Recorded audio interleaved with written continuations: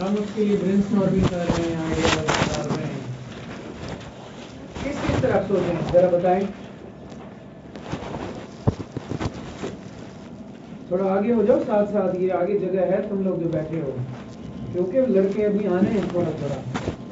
जैसे टाइट होकर बैठते हो तुम लोग, लड़के हैं किस कहते हैं आप लोग, बिल्कुल ज़्यादा और क्या, थोड़ा ये लड़के आगे हो जाए ना। हाँ तन्हाई जा रही है क्योंकि अभी आने हैं, 2-3 तो अब आ गए हैं। वालेकुम, उधर बैठो बेटे। तीसरा किधर है? बगैर बालों वाला, उसको इधर दरमियान रखा, बस फिर ठीक है। तो मुझे ज़रा बताइए, अब भूल जाइए बाहर क्या हो रहा है, इस दुनिया की तरफ देखें। अगर हम थॉट्स जनरेट कर रहे हैं, आइडियाज़ जनरेट करने हैं हमें, हम ब्रेनस्टॉर्मिंग कर रहे हैं, हमने अपनी आउटलाइन जो है वो जनरेट करनी है, तो किस तरफ सोचेंगे कि आपके पास आइडियाज़ आ जाएं? किस तरह आप अपनी आउटलाइन जनरेट करेंगे? कोई आइडिया तो मुझे बता दें। यस सर, अगर कोई सोशल इशू होगा तो हम उसको नहीं, अभी तो प्रोवर्बियल की बात कर रहे हैं, वहाँ तो फिर आप कह देते हैं पॉलिटिकल, सोशल, इकोनॉमिक, ये आप बातें करने लगे, ये अनएक्सेप्टेबल है। इससे भी हम सोशल इशू में आगे जाएंगे जब प्रॉब्लम स्टार्ट होता है। ये तो आज अगर देखा जाए तो आज और कल में मेरी कोशिश है मैं इसको ख़त्म करूँ, आगे अगले ऐसे की तरफ जाएँ। 3 तो टाइप्स हैं, वो ख़त्म करके बस प्रेसी कॉम्प्रिहेंशन ट्रांसलेशन आपका मेन चीज़ है, आपको मैंने प्रैक्टिस करानी है।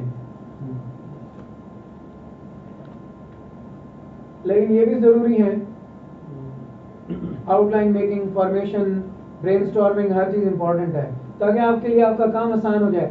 स्किल आपके पास है, पढ़ा आपने है, चीज़ें आपको पता हैं, बस उनको सॉर्टिंग उनकी कैसे करनी है, बातें कैसे करनी है, क्या करना है, ये सारी चीज़ें डिस्कस होने वाली है। मोडस ऑपरेंडी है क्या है, तरीका क्या है, बात करेंगे। कुछ आइडिया नहीं है तो लिखें फिर, नहीं आइडिया तो कोई बात नहीं।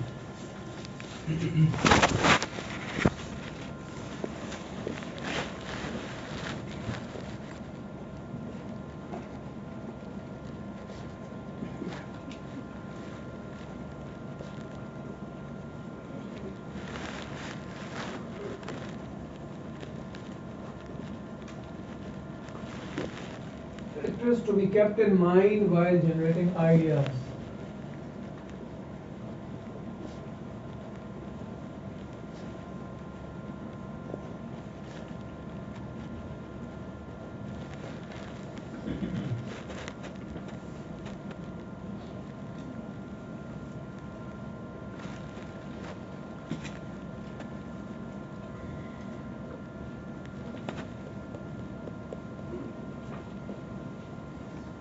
नंबर 1 लिखें, history,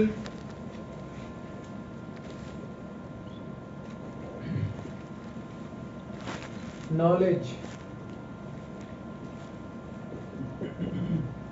politics, rise and fall of Nations. पढ़ भी रहा हूँ अगर किसी के मैं सामने खड़ा हूँ, rise and fall of Nations,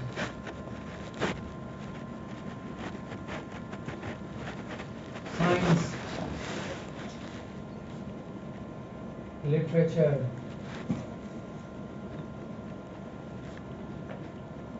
economy, religion,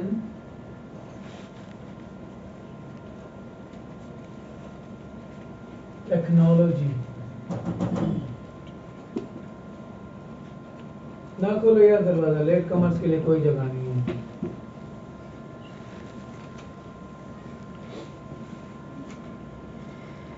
forces of good and evil, ठीक है। Great personalities,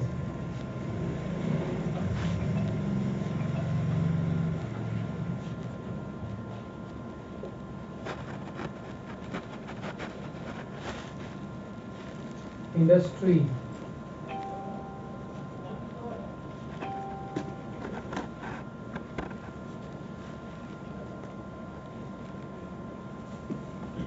philosophy,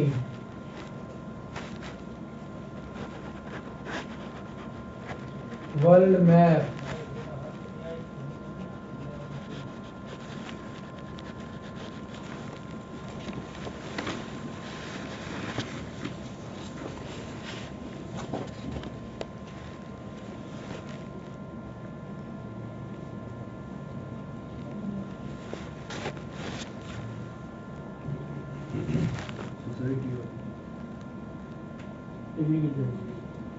current scenario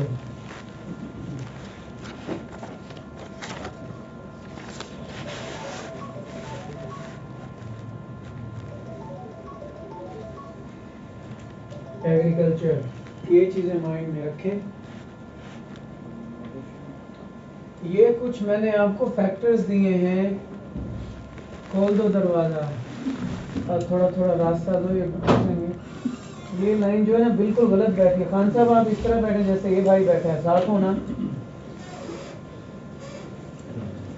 भाई, लेट ना आया करें वरना जगह नहीं मिलेगी। बस अब बंद करके बैठ जाओ ताकि इतनी भी जगह है, बहुत जगह है। Adjusted, that's great. कुछ अगर इन चीज़ों की तरफ आप आइडिया दे रहे हैं, खान साहब सो रहे हैं आपने भी एक आइडिया दे दिया। मैं क्या सोचूंगा, मैं जो मन में आएगा लिखूंगा। ये कुछ फैक्टर्स हैं जो जहन में रखने हैं जब आप ब्रेनस्टॉर्मिंग कर रहे हैं। अगर तो आप कोटेशनल ऐसे लिखते हैं, प्रोबल जो इशू बेस्ड ऐसे, उसके फैक्टर्स 2-4 इसमें है, वो बाकी सारे इंटायरली डिफरेंट हैं। ये वो चीज़ें जिनकी तरफ आपने अपनी सोच के घोड़े दौड़ाने हैं, इनसे आपको शायद आइडियाज़ मिल जाएं। शायद क्या, यकीनन मिलेंगे। 4 पैराग्राफ्स तो यहाँ से आ जाएंगे।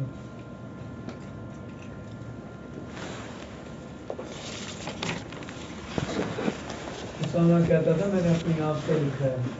ये तू अपने आप से लिखेगा तो अगर इन चीज़ों को देखेगा फुल लेंथ ऐसे लिखेगा।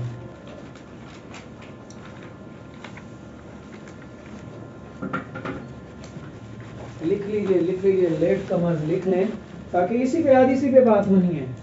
देखते हैं कि क्या आइडियाज कैसे निकलते हैं। लिख लीजिए।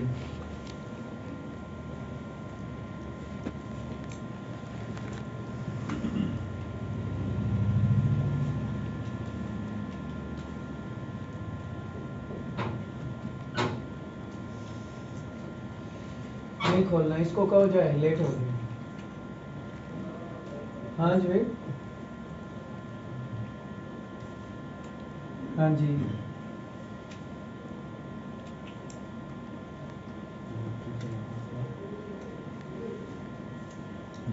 अच्छा,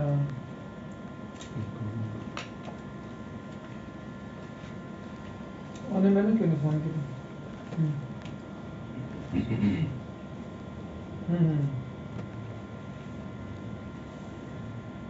ਉਹਦੇ ਕੋਲ ਤੁਸੀਂ फ़ोन करके पूछ दो ना, पूछ लो ना वो की मांग रहे हैं, की कहते हैं।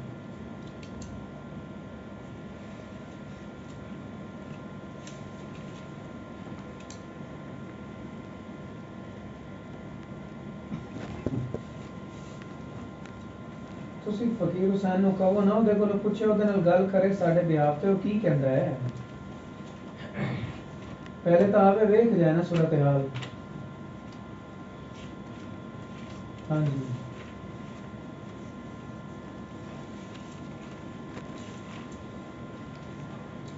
हाँ जी, जरा जल्दी करो ना, ये तो बहुत सोचने की गल तो नहीं है। मैं दसो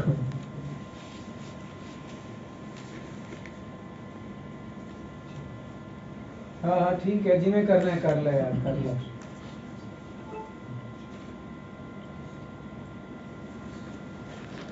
आज आपकी क्लास में कोई इंस्ट्रक्शंस आ रही हैं।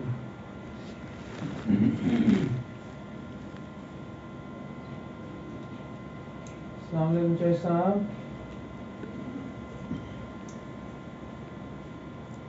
शुक्र है अल्हम्दुलिल्लाह।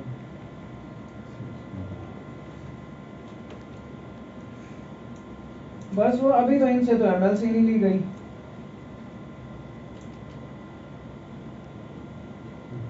सारा मेरे ऊपर डिपेंड किए खड़े हैं।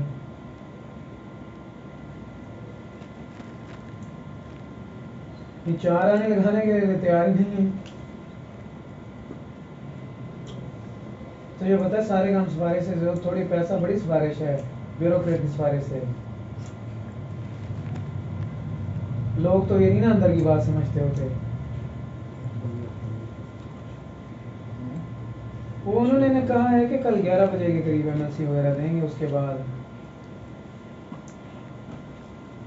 हाँ जी,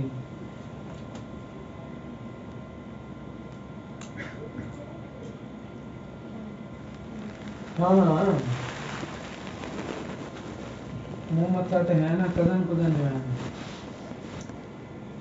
कजन कुजन है ना आपस में, रिश्तेदारी के लिए।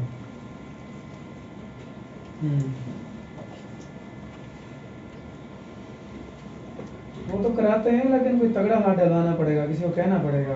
काम मुझे तो ढीला नजर आ रहा है।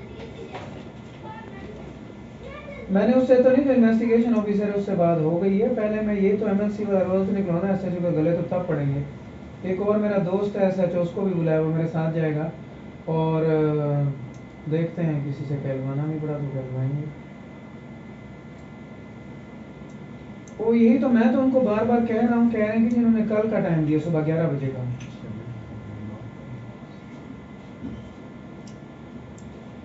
सर्विसेज में।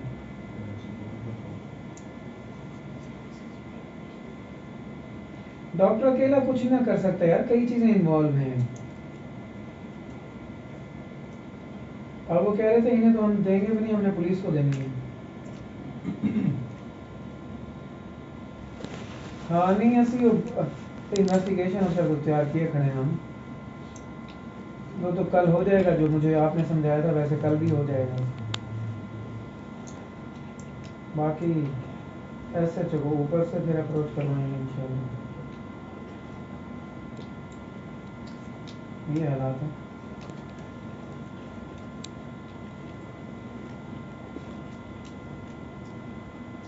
हाँ यही बस, इन्होंने जल्दबाजी में रिपोर्ट से लिखवाए हैं। अब देखते हैं क्या होता है।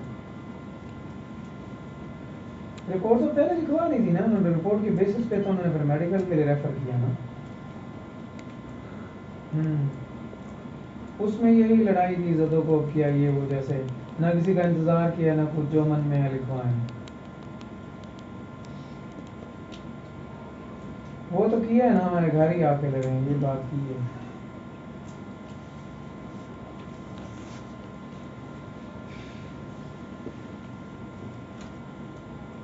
चलो देखते हैं।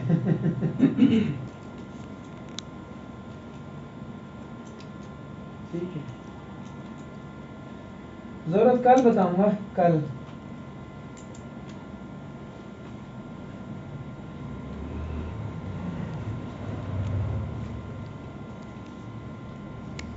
हाँ जी, अगर इस तरफ आप सोचें तो फिर आपके लिए आसान हो जाएगा। अब देखिए, हम कौन सा ऐसे लेकर चल रहे थे, never never never give up का। एक आधा और भी इस पे हम डिस्कस करेंगे, पहले इसको मॉडल बना के डिस्कस करते हैं। ये देखिए, आपको थॉट चाहिए ना, वन बाय वन आपने थॉट जनरेट करनी है। तुझे रोशन नींद आ रही है? हाँ, अगर हिस्ट्री की तरफ जाए तो क्या never never never give up को देख के आपके मन में आता है, बताएं? सारी एग्जांपल्स नहीं देनी आपने। अगर आपने टेंजिबल एग्जांपल्स उठाए, यहाँ से ग्रेट पर्सनैलिटीज की या नेशंस की आप उठाएंगे, हर पैरे में तो आप एग्जांपल नहीं देंगे, या देना चाहते हैं आप हर पैरे में? अगर आप देना चाहते हैं तो मैं तो इसको हलवा बना दूंगा फिर।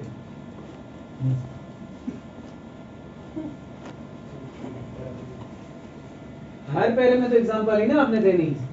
समझदार बात ये, समझदारी वाली बात ये है, हर पैरे में खान साहब एग्जांपल नहीं आ सकती। हर जगह तो आप केस एंड पॉइंट लिखेंगे, बट हर जगह नहीं। अच्छा, इधर गौर करें, मेरी तरफ देखें। अब मैं आपको बताता जाता हूँ, आपके लिए आसान हो जाएगा, पहले समझाना होता है। आप कहेंगे कि अगर हम हिस्ट्री की तरफ देखते हैं, सबसे पहले हम इंसान के एवोल्यूशन को फॉर एग्जांपल उठाते हैं, ठीक है? इंसान जब इस दुनिया में आया था, उसके पास कुछ था? वेपन्स थे? आग जला सकता था? कैसी लाइफ थी उसकी? उससे ज्यादा पावरफुल जो है अपना एनिमल्स वगैरह थे? इंसान ने उनका मुकाबला किया ना? अगर वो रुक जाता तो आज ये फैसिलिटेटेड एरा में जो आप रह रहे हैं, इतना जो ज्यादा ह्यूमन एवोल्यूशन हुआ है, होता नहीं। एक एस्पेक्ट ये है, मैं तो इस पे पूरा एक पैराग्राफ लिख लूंगा। दूसरा एस्पेक्ट भी है सर, ये एग्जांपल नहीं हो जाएगा? कैसे? हमने कोई नाम लिया किसी का? हम तो जनरल बात कर रहे हैं। एग्जांपल तो मैं यहाँ दूंगा एडिसन की, ठीक है ना? इसमें डिफरेंशिएट करना है, ख्याल करना है। अगर साइंस की मैं बात पकड़ूं, यहाँ मैरी क्यूरी की बात थोड़ी करूंगा मैं, वो तो उधर करूंगा। दो तीन कोई कम से कम 3 पैराग्राफ में जनरल लिख लूंगा तो एक टेंजिबल एग्जांपल का पूरा पैराग्राफ लिखूंगा ना, ऐसे थोड़ी मैंने अपने थॉट्स गवा देने हैं। तो हिस्ट्री में आप कहेंगे इंसान जो है वो मुख्तलिफ मुश्किलात से, खान साहब इधर लिखे ना, समझें बात समझने वाली है। आप बार बार लिखे जाते हैं क्योंकि बचपन से हमें उस्ताद ने चार्ट पे वो लिखता था और हम भी लिखते जाते थे। समझदार वो लोग हुए हैं जो मेरी तरफ देख रहे हैं। हिस्ट्री की अगर मैं बात करूं तो मैं इंसान के एवोल्यूशन की बात कर रहा हूं कि इंसान इस दुनिया में जब आया था तो उसके पास कुछ नहीं था ना, तो उससे कई ज्यादा ताकतवर जानवर बैठे हुए थे, मुख्तलिफ फिनोमेना ऑफ लाइफ थे। स्टॉर्म का उसको कोई नहीं पता था, बारिश कैसे हो रही है, बंदे दफनाने कैसे, क्या करना है। इंसान अपनी जिंदगी को बेहतर से बेहतर बनाना चाहता था, तो उस स्ट्रगल में कि अपनी लाइफ को ट्रांसफॉर्म करे, दुनिया को एक बेहतर जगह बनाए रहने के लिए, उस स्ट्रगल में इंसान नहीं रुका। तो आप एक 21st सेंचुरी की लाइफ गुजार रहे हैं जहां जस्ट आप एक बटन दबाते हैं और एक इंसान दूसरे इंसान के साथ क्या हो जाता है, कनेक्ट हो जाता है। अब मैं जाऊंगा नॉलेज की तरफ। मेरे पास 2 यहाँ आइडियाज आते हैं, एक लिटरेट का, एक इलिटरेट का।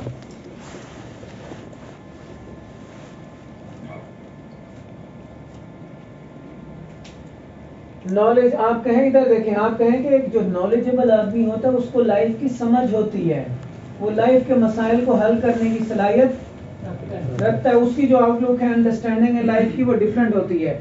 जब नॉलेजेबल आदमी के सामने चैलेंजेस आते हैं तो वो रुकता नहीं है, उन चैलेंजेस को एक्सेप्ट करता है, उनको ओवरकम करने की कोशिश करता है, कामयाब हो जाता है।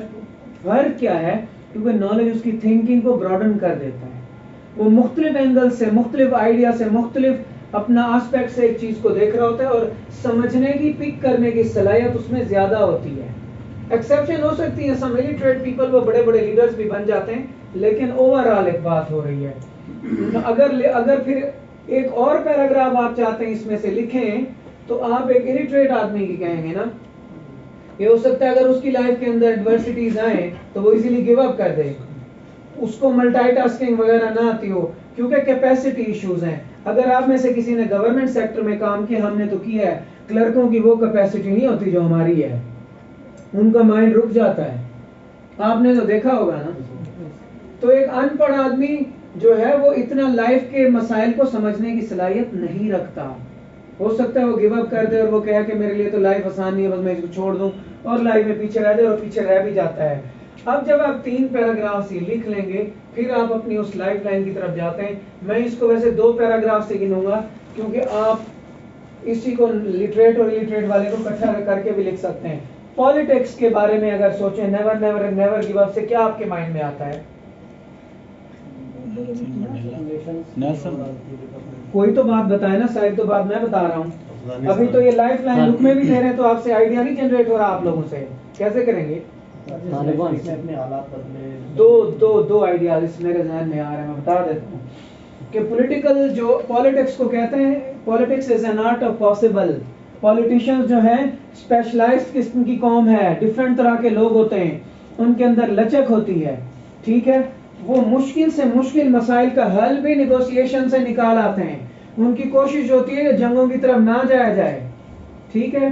तो जब स्टेलमेट आता है, सामने वाली पार्टी कहती है कि हमने इधर से नहीं हटना, ये भी कहते हैं हमने इधर से नहीं हटना, तो उनके अंदर इतना मेंटल एक्यूमेन होता है, इतना वो मेंटली शार्प होते हैं कि वो डिफिकल्ट से डिफिकल्ट, कम्प्लेक्स से कम्प्लेक्स प्रॉब्लम्स का सलूशन निकाल लाते हैं।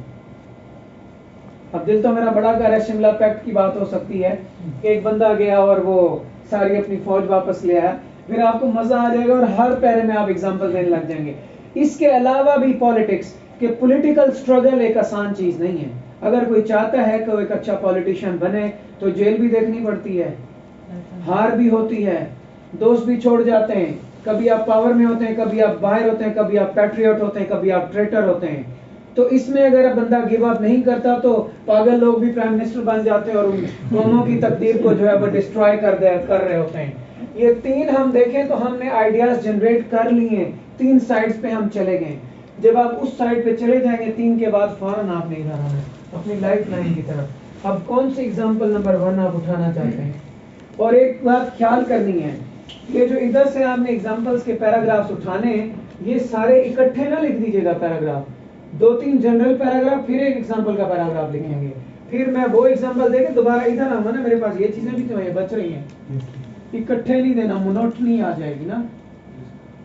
कौन सी एग्जांपल आती है never never never give up? Thomas Edison और वो तो नेल्सन मंडेला। हाँ नेल्सन मंडेला और हाँ और हेलन केलर और अब्राहम लिंकन और बहुत सारी चीजें आ गई है ना आपके माइंड में। अब अगर ये चीज हम ना सोचते तो हम इस तरफ ना सोचते, ठीक है।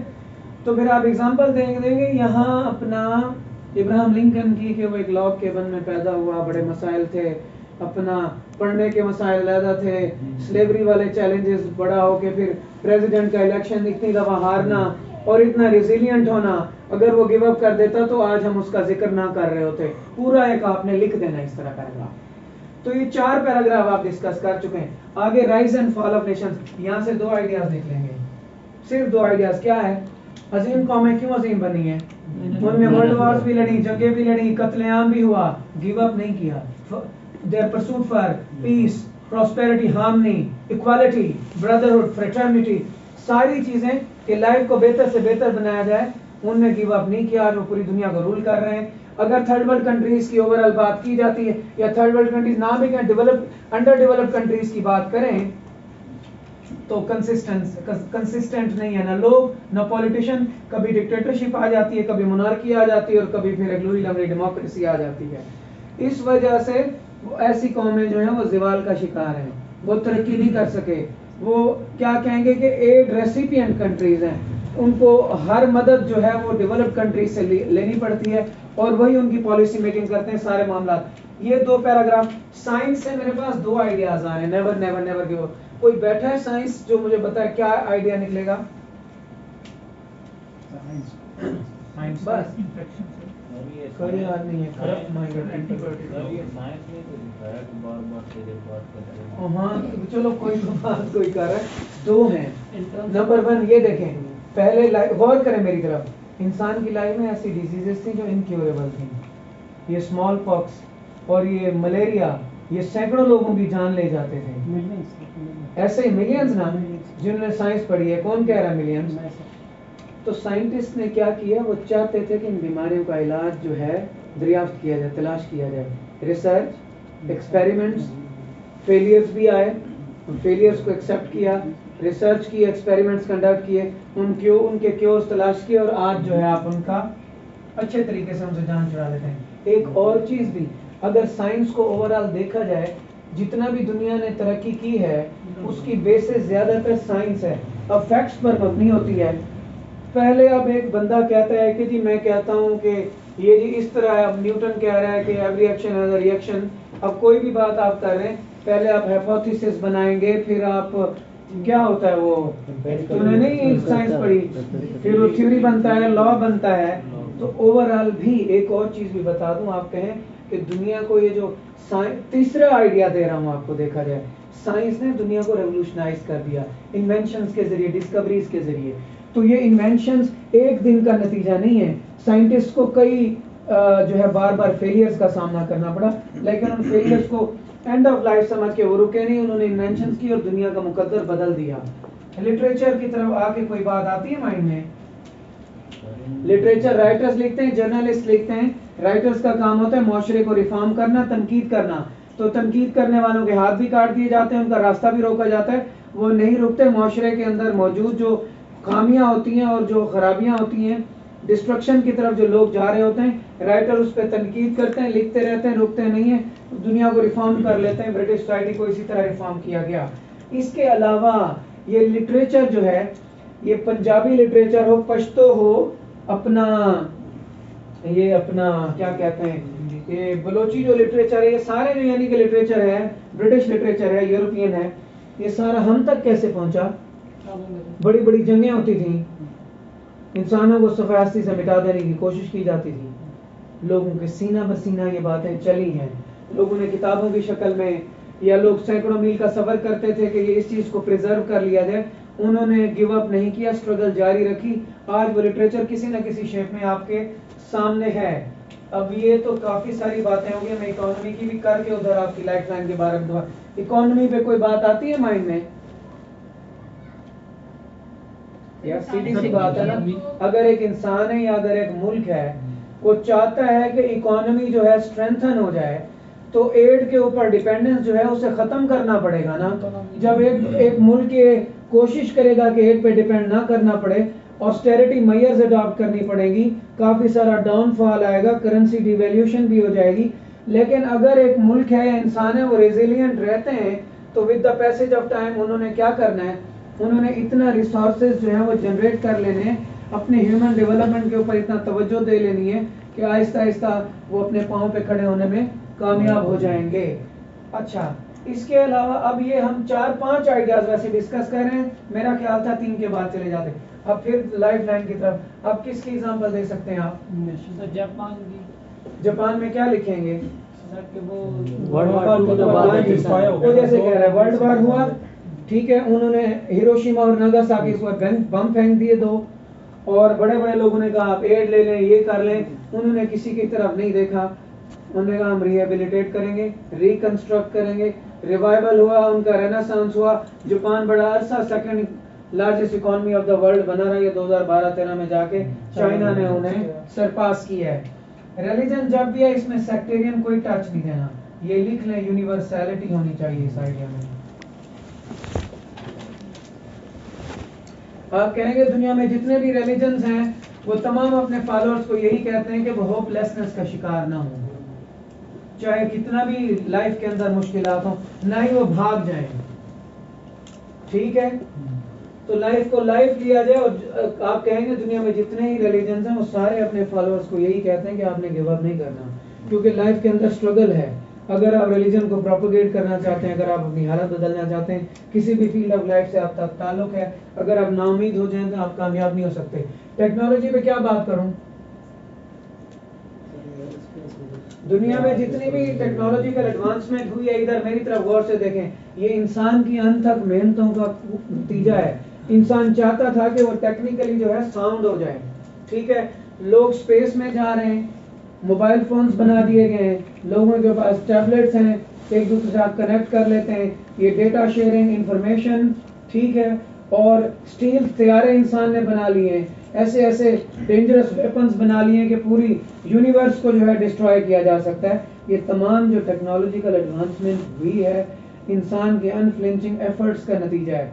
अगर इंसान जिद्दत की तरफ ना जाता, जैसे मोबाइल फोन आया था वो उसी पे रिलाय कर, बल्कि पीछे चलते हैं, अगर वो वायर वाले फोन पे ही रिलाय कर लेता तो आज ये जो हमारे पता नहीं कितने कितने गीगाहर्ट्ज और मेगाहर्ट्ज और पता नहीं ये प्रोसेसर आपके मोबाइल में लगे हुए ना होते। आप कोई भी आपको इंफॉर्मेशन चाहिए, डेटा चाहिए, आपको मिल जाता है। ऑनलाइन क्लासेस आप कंडक्ट कर रहे हैं। इसके अलावा ई गवर्नेंस का कॉन्सेप्ट आपने इंट्रोड्यूस करा दिया, ये सीसीटीवी कैमरास इंस्टॉल कर दिए गए, ये सारा इंसान की पावर और उसकी विल का नतीजा है। Forces of good and evil, आप कहेंगे एक पॉजिटिव माइंडेड आदमी जो है उसे रोशनी की किरण नजर आती है हर डिफिकल्टी ऑफ लाइफ में, वो पॉजिटिव माइंडेड रहता है, जिंदगी के मसाइल को ओवरकम करके सक्सेसफुल हो जाता है। एक नेगेटिव माइंडेड आदमी को हर अपॉर्चुनिटी ऑफ लाइफ में डिफिकल्टी नजर आ रही होती है। लोग अगर उसके लिए एक स्मूथ सेल भी बन रहे, कोई प्रोजेक्ट है, कोई भी जिंदगी का काम है, वो उसे करने के लिए तैयार नहीं है, क्योंकि उसके अंदर एक इनएबिलिटी है और वो सर्टन कई तरह के एक्सक्यूजेस जो है वो करता है। फिर ये 3 आइडियाज होंगे, रिलीजन भी हो गया, टेक्नोलॉजी भी हो गया, 2 आइडियाज इसमें से निकल आए। फिर आप ग्रेट पर्सनैलिटीज की तरफ चले गए, आपके मोहम्मद अली जिन्ना की बात कर दें, हेलन केलर की बात कर दें, किंग रॉबर्ट ब्राउस की बात कर दें। इसके अलावा जो है वो इंडिया वाला कौन था जो जिसने नहर को, वो क्या पहाड़ को गिरा के रास्ता बना दिया था हॉस्पिटल में, उसकी आप किसी की भी वही वाला। तो वो एग्जांपल आप दे सकते हैं। मंडेला की बात भी कर सकते हैं, इतनी लंबी जेल की सोबत है, ये वो सारी बात आप कर सकते हो। इसके बाद इंडस्ट्री, इंसान के पास जो है अपना ये व्हील नहीं था, ठीक है, वो चाहता था कि तरक्की हो। मुख्तलिफ ममालिक चाहते थे कि इंडस्ट्रियल जोन्स बनाए जाएं, मैन्युफैक्चरिंग इंडस्ट्री को जो है बहुत ज़्यादा परवान चढ़ाया जाए, तो वो भी काफ़ी सारा जो है अपना क्या कहेंगे फेलियर्स का सामना करने के बावजूद फेलियर का सामना करने के बाद वो इस काबिल हुए कि दुनिया के अंदर रैपिड इंडस्ट्रियलाइजेशन है, बड़ी से बड़ी आप मशीनरी बनाएं, इक्विपमेंट बनाएं, उसे आप एक्सपोर्ट भी करें। अगर आपके पास वो मशीनरी नहीं है तो आप इम्पोर्ट। हर बात ये है किसी भी फील्ड ऑफ लाइफ में अगर तरक्की हुई है, उससे रिलेटेड जो लोग थे अगर वो गिव अप कर देते तो आज आपके पास फाइनेस्ट फॉर्म में जो चीज़ें मौजूद हैं वो नहीं है। फिलोसफी ऑफ लाइफ ही अब आप मुझे बता दें, मैंने तो आपको सारे आइडियाज बता दिए हैं, कुछ भी नहीं है आपके माइंड में इस ऐसे को लेकर। ये सारी चीजें क्या है फिलोसफी ऑफ लाइफ, बताइए। बस सो गए हम। लाइफ सर होप से अटैच है। रियल फिलोसफी ऑफ लाइफ यही ना, वो सही कह रहा है, लाइफ होप से अटैच है ना, कि जो आप हासिल करना चाहते हैं उसको हासिल करने में कई लोग आपका रास्ता काटेंगे, आपको रुकना पड़ेगा, हो सकता है बार बार आपको फियास्को का सामना करना पड़े और आप वो हासिल करने में नाकाम हो जो आपको नहीं मिल रहा। तो अगर आप उसके पीछे पड़े रहते हैं तो at the end of the day आपको मिल जाएगा। लेकिन अगर आप कहते हैं कि मैं रास्ते में आधा अपने काम को इनकम्प्लीट छोड़ दूं और मुझे अप्रिसिएशन भी मिल जाए, ये नहीं मिल सकेगा। अगर कुछ भी माइंड में ना आ रहा हो तो वर्ल्ड मैप तो जहन में बंदा रख सकता है ना, कि वेस्ट ने कैसे तरक्की की है, वहाँ लोगों ने, कौमों ने, पर्सनैलिटीज ने क्या हुआ, कैसे कैसे दुनिया के अंदर तब्दीली आई। करंट सिनेरियो, यहाँ आप अपने मुल्क की बात कर रहे हैं, पाकिस्तान को बहुत सारे मसाइल का सामना है, यहाँ इलिटरेसी भी है, बैड गवर्नेंस है, मसाइल इतने ज़्यादा हैं कि आपकी करेंसी हर गुजरते दिन के साथ डी वैल्यू हो रही है और आपको जो है बहुत ज़्यादा क्या कहते हैं कि फॉरेन असिस्टेंस, फाइनेंशियल असिस्टेंस पे डिपेंड करना पड़ रहा है। आपके फॉरेन एक्सचेंज रिजर्व जो है वो एक हालों सी एक क्या कहते हैं तादाद है, कितने हैं, कोई 19 बिलियन डॉलर के आपके स्टेट बैंक के साथ, बाकी कमर्शियल बैंक्स के हैं। तो एक्सट्रीमिज्म है, फिर टेररिज्म सर उठा रही है, ये अफगानिस्तान के वाला मसला हमारे सामने खड़ा हो गया है। तो क्या हम अब गिव अप कर देते हैं, छोड़ देते हैं, इन मसाइल का हल तलाश नहीं करते? लेकिन एज अ नेशन अगर हम इन मसाइल को हल करने की कोशिश करते हैं और हमें सिंसियर होकर एफर्ट्स हम लगाते हैं तो फिर ऐसे होगा कि with the passage of time हम इन सारे मसाइल को हल करने में जो है क्या होगा, कामयाब हो जाएंगे। तो इस तरह इसको लेकर चलना है। अब एग्रीकल्चर साफ ज़ाहिर है, फार्मर जो है बेचारा सीड लगाएगा, सीड के बाद जो है उसे पानी देगा, पानी देने के बाद मुर्गियाँ आप रखेंगे, अंडे हो जाएंगे। यानी एग्रीकल्चर के अंदर बहुत ज़्यादा जिद्दत आ चुकी है जो पहले नहीं थी। ये ड्रिप इरिगेशन और वो जिगजैग और कैसे फार्मिंग पूरी दुनिया के अंदर हो रही है। हाइब्रिड सीड वाला देखें, वो चाइना में एक शख्स था, किस तरह उसने रेवोल्यूशनाइज कर दिया चावल को, ऐसा ही है, रिसेंटली फौत हुआ है। तो ये सारा इंसान के गिव अप ना करने की वजह से, क्योंकि इंसान रेजिलिएंट है, उसे रिटेलिएट करता है, रिटेलिएट करना चाहिए। अगर वो नहीं करता तो वो इंसान ही नहीं है, फिर तो उसके साथ जो भी हो जाए वो लाइफ में तरक्की नहीं कर सकेगा। कहने का मकसद ये है कि मैंने तो 20-22 आइडियाज डिस्कस कर दिए ओवरऑल देखा, ठीक है। लेकिन अगर आप जो बिल्कुल खाली माइंड लेकर आए हैं, ये सिर्फ प्रोवर्बियल ऐसे यहाँ ऐसे ख़त्म नहीं हो गया। ये आप लोगों के माइंड में इसको इनकलकेट करना, बताना, आपके अंदर एक नेचुरल टेंडेंसी है, एक इनिबिलिटी है, ये मुश्किल होता है। हालांकि ये मुश्किल इतना नहीं है। आपको लिखना तो आना चाहिए कि अगर ये कम से कम आप एक एक थॉट भी निकालते जाए तो बात कहाँ चली जाती है।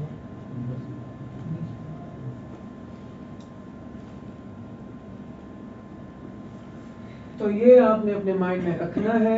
अब और कौन से ऐसे हमने डिस्कस किए थे, जैसे take care of present and future will take care of itself. अगर इंसान ने अपने प्रेजेंट के ऊपर काम ना किया होता, जो उसे मसाइल का सामना करना पड़ा वो ना करता, रोबस्ट प्लानिंग ना करता, तो आज क्या इस तरह जिंदगी गुजार रहा होता।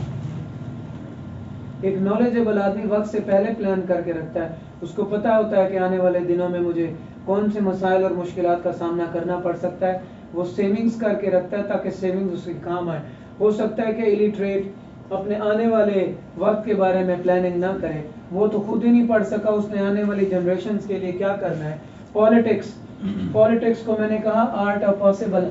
फिर आप कहेंगे जो मेच्योर पॉलिटिशियंस होते हैं, वो जो पॉलिसी मेकिंग करते हैं, वो फ्यूचर की ज़रूरियात को मद्देनज़र रख के करते हैं ना, ताकि उनकी आवाम के मुस्तकबिल को, उनकी आने वाली नस्लों के मुस्तकबिल को बचाया जा सके। हो गई 3-4 बातें। ग्रेट पर्सनैलिटीज़ की तरफ चलें।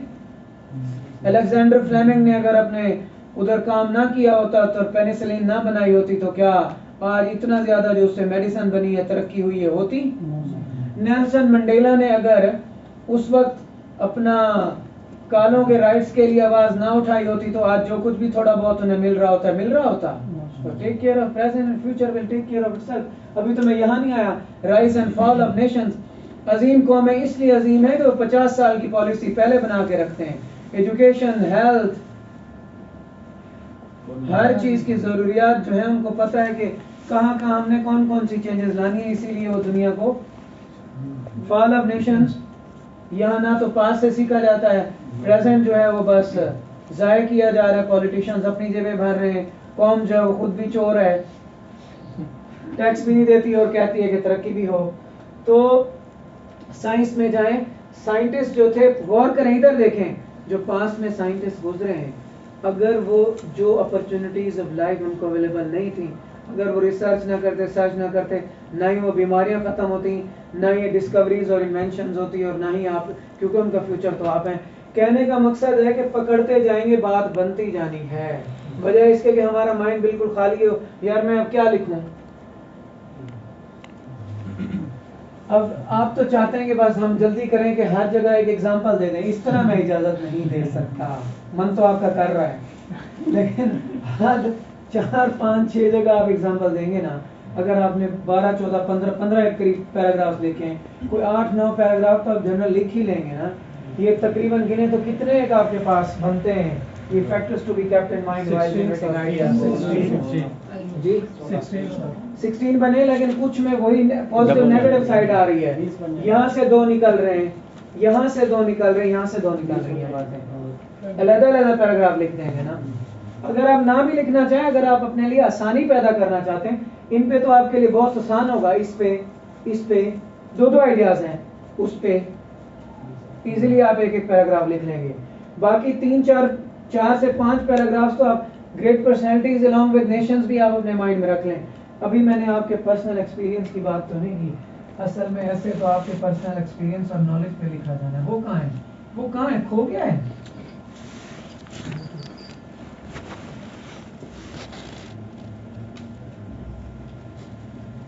आपका पर्सनल एक्सपीरियंस मतलब भाई मैंने किताब लिखी है, वो लड़का लिए बैठे, इनको दिखाओ यार। और बाकी भी आपके पास सोर्सेज अवेलेबल हैं, गूगल है, और भी बहुत सारी किताबें लिखी गई, रसल है, बेकन है, इतनी सारी चीजें होने के बावजूद, और ये फैक्टर्स होने के बावजूद भी हमारी थॉट्स नहीं जनरेट होती। पढ़ने की हमें जरूरत है। तो आज के लिए इतना ही। अब ये सारा हमने डिस्कस कर लिया, कल हम इसकी आउटलाइन बना देंगे, और आउटलाइन बनाने के साथ साथ मेरी कोशिश होगी मैं आपको कंक्लूजन भी लिखवा दूं, इसको खत्म करें, आगे चलें। टाइम नहीं है आप उनके पास, और आपके पास भी, आपके तो अटेम्प्ट सर पे आई खड़ी है, बिल्कुल टाइम नहीं है। जिस तरह वो किए जा रहे हैं, चलो पहले तो अंग्रेजी में होता था, अब तो कंपल्सरी ऑप्शनल किलिंग हो रही है मुसलसल। तो जाइए, अकेले कोने में बैठिए, जो हमने स्टेटमेंट्स डिस्कस की हैं उनमें से कोई एक पकड़िए, देखिए कि क्या कोई 8, 10, 12 कोई थॉट्स आप जनरेट करने के लायक हैं या नहीं है। और जाने के बाद और कोई काम नहीं करना है, यही करना है। कल मुझे बताना है कि क्या हुआ। कल ये ना हो कि इसी तरह खाली, कोई भी पूछ रहा हूं तो दिमाग खाली है, बस इस तरह नहीं आना। पेपर आपने देना है, मैंने नहीं देना है। ये तो सारी जिंदगी का एक निचोड़ है, एक्सपीरियंस है, वरना तो बस फिर हम क्या करेंगे, आउटलाइन इस तरह बना लें, इस तरह कर लें, यूं कर लें, यूं कर लें, और बस आए एक आउटलाइन छपवा दिया, इस तरह नहीं करना। कम से कम ये फैक्टर्स जो आपके ज़हन में लिखें, ताकि आपको ब्रेनस्टॉर्मिंग में हेल्प करें। ये भी इनके साथ जब आप जो दूसरे वाले हैं, अल्लाह आपका भला करे, वो प्रॉब्लम वाले, वो भी आएंगे, आपके लिए बहुत आसान हो जाएगा आइडियाज जनरेट करना। जैसे आप ये सोचें हम शॉर्ट एसेस वगैरह लिखते रहें, अगर ये पहले आपके माइंड में होते तो बहुत ज़्यादा आसानी होती है आपको लिखने में। लेकिन मैं एक बात यहाँ करता जाऊँ, इनको भी होल एंड सोल ना समझें, कुछ और भी पढ़ना है, चीज़ें एक्सप्लोर करनी है। ये ना बस आज जादू मिल गया तो ये जादू से बात हो जाएगी। मेरे लिए तो कामयाबी होगी, मैं 20 कर रहा हूँ, मेरा स्टूडेंट्स अगर 10-12 थॉट्स भी जनरेट कर रहा है, बड़ी बात है। तो आज के लिए इतना ही, कल इंशाल्लाह फिर मिलते हैं। कल इसकी आउटलाइन और कंक्लूजन लगा के ख़त्म कर देंगे इसको, और टाइम पे रखें। आज हमने डेट कल नहीं खोलेंगे।